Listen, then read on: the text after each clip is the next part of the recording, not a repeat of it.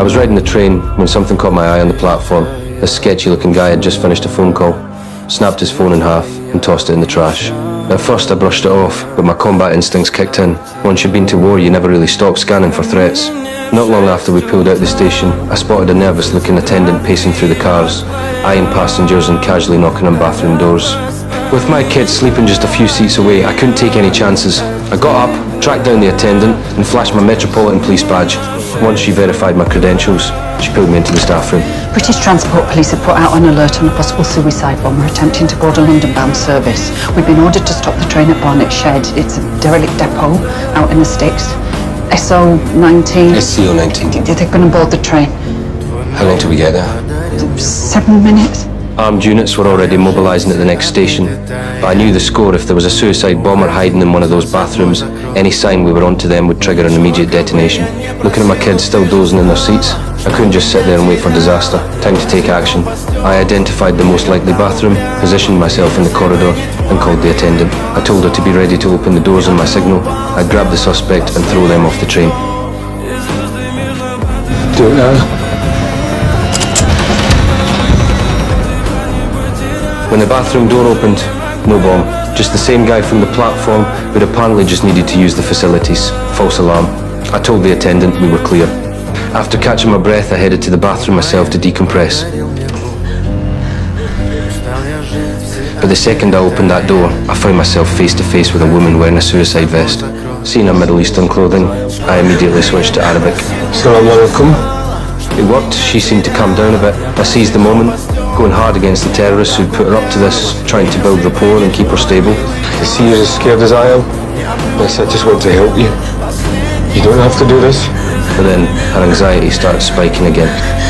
Don't do that, please, don't do that, don't move, stay still, please, just stay still, please, just stay still, don't move, please, please. During a brief moment, when she seemed calmer, I called for the adjacent cars to be evacuated.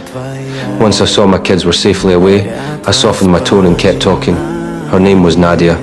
That harmless-looking guy from the platform? Her husband. Clearly she'd been brainwashed and coerced into this.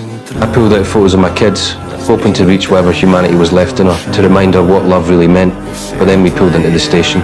Police sirens wailed. Nadia panicked and slammed the bathroom door shut. I knew I could stop this. I kept the door from closing completely, trying to keep the conversation going. You've been brainwashed. He has. You have. And I know. I was in Afghanistan. Some mates get killed, nearly got killed myself for what? Nothing. Politicians, cowards and liars, ours and theirs. People full of talk that will never spill a drop of their own blood, but you and I, we're just collateral damage. Don't let them win, Nadia.